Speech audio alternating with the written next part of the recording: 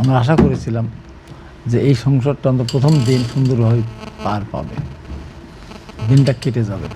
কিন্তু যেটা দেখলাম এটা আমার লজ্জায় দুঃখে কি বলবো, স্বাধীনতা যুদ্ধের একজন অংশগ্রহণকারী একজন ব্যক্তি হিসাবে এসব লজ্জার আর কিছু না। কারা করলো এরা? যারা মহান স্বাধীনতা যুদ্ধে বিরোধিতা করেছে, সেই জামাত শিবির, রাজাকার, আল বদর, আল সামদের গোষ্ঠী, যারা স্বাধীনতাকে স্বীকার করে না, এখনও স্বীকার করে না, তারা মহান জাতীয় সংসদে দাঁড়িয়ে আজকে রাষ্ট্রপতির বিরুদ্ধে স্লোগান দিল এবং তারা সেখান থেকে বের হয়ে গেল। এর সে লজ্জার আর কিছু নেই। আমার বলতে ইচ্ছা হচ্ছে এর জন্য দায়ী কে? এর জন্য দায়ী আমি আমার দলের চেয়ারম্যান প্রধানমন্ত্রী বলেছেন, দায়ী বিএনপির গাদ্দার, বিশ্বাসঘাতক, মির্জাপুর, মুনাফেক বিএনপির কিছু নেতারা।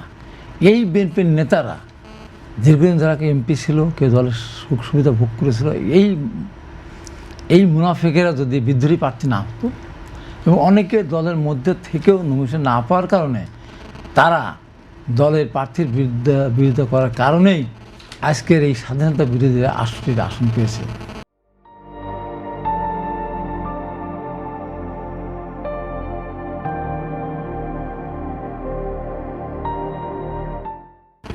এরা মানে ২০টা আপনি বলতে আসনও চাচ্ছেন পেত না। উপযুক্ত প্রার্থী বাছাই না হওয়ার কারণেই? প্রার্থী বাছাই ঠিকই ছিল, প্রার্থী বাছাই থাকার পরেও মুনাফিক করেছে বিএনপি এরা। আচ্ছা, আমাদের কথা ছিল, আমাদের দলের তখন ভারপ্রাপ্ত চেয়ারম্যান উনি ডেকেছিলেন আমাদেরকে, আমরা সবাই কথা দিয়েছিলাম, ২৮ সালে কথা দিয়েছিলাম, এবারও কথা দিয়েছিলাম, যাকেই মনোনয়ন দেওয়া হবে আপনারা সবাই মিলে একজনভাবে কাজ করবেন কিনা।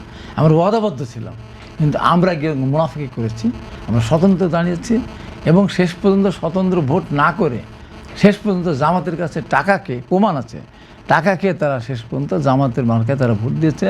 এবং আওয়ামী লীগ যে আসলেই যে খারাপ, তারা দেশ থেকে বিতাড়িত হয়েছে বলতে লজ্জাও লাগে, কষ্টও লাগে, দুঃখ লাগে।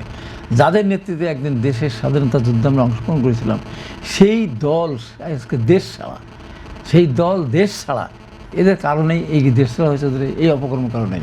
এরা যদি এই এই এই স্বাধীনতা বিরোধীদের ভোট না দিত, এদের ভোট ৩১% হতো না, ৮৮ আসনে পেত না।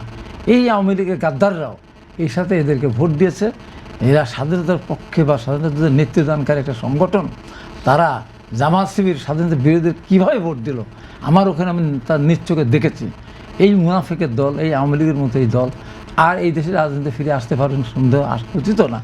এইবার যে গাদ্দারিটা করলো, একবার দেশের মানুষের গাদ্দারি করেছে, ভোটাধিকার কেড়ে নিয়েছিল,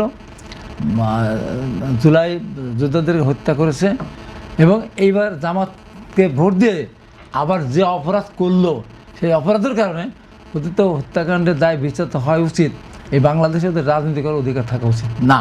আজকে যে সংসদে যে তাণ্ডবটা দেখালো, এটা যদি ২০টার ভিতরে এদের আসন সীমাবদ্ধ থাকতো তাহলে আজকে দেখাতে পারতো না। এবং আওয়ামী লীগের ভবিষ্যতে তারা এদের যে ভোটটা দাঁড়িপাল্লা চলে গিয়েছে, এই ভোট আওয়ামী লীগ আর কোনদিন যদি ২০ বছর পরে হোক, যতদিন পরে ফিরে আসেও, এই ভোট আর তারা ফিরে পাবে না। কারণ এমন একটা সংগঠনের কাছে গিয়েছে যাদেরকে আমি ধর্মীয় মূল্যবোধ থেকে বলতে চাই, এরা ধর্মের প্রতি অসম্মান করে, অবমান করে, প্রকৃতি ইসলামের ধারে কাছে এটা নেই। তাদের পক্ষে এই আওয়ামী গাদ্দারেরা কীভাবে ভোট দিল আমি বুঝি না।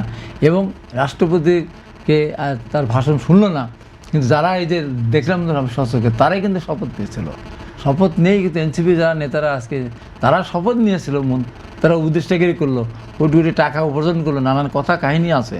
আজকে তারা রাষ্ট্রপতির বক্তব্য না শুনে সংসদকে অপবিত্র করেছে। আমি মনে করি অশ্রদ্ধা দেখানোর মধ্যে মহান জাতীয় সংসদকে অপবিত্র করেছে। মহান মুক্তিযুদ্ধের সময় যারা জীবন দিয়েছিল বা যারা মুক্তিতে অংশগ্রহণ করেছিল তাদেরকে অসম্মানিত করেছে।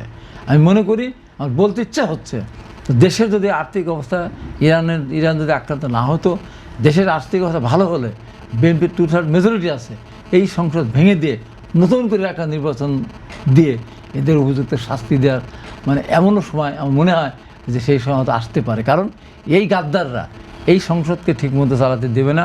তারেক রহমান যে মহান উদ্যোগ নিয়েছে, 18-20 দিনের মাথায় সে ফ্যামিলি কার্ড দিয়েছে, কোনো গাড়ি তার এই যে ট্যাক্স ফ্রি গাড়ি কিনবে না, প্লট নেবে না, মহান উদ্যোগ নিয়েছে। সেই তারেক রহমানের মহান উদ্যোগকে এরা মূল্যায়ন না করে এখন আমার দেশটা ইরান ইরান আক্রান্ত হয়েছে, আমার দেশের অর্থনীতি কোথায় যাবে? আমার রেমিটেন্স যোদ্ধারা টাকা পাঠাতে পারবে না, যেতে পারবে না। দেশের প্রতি ওদের কোনো মায়া নাই।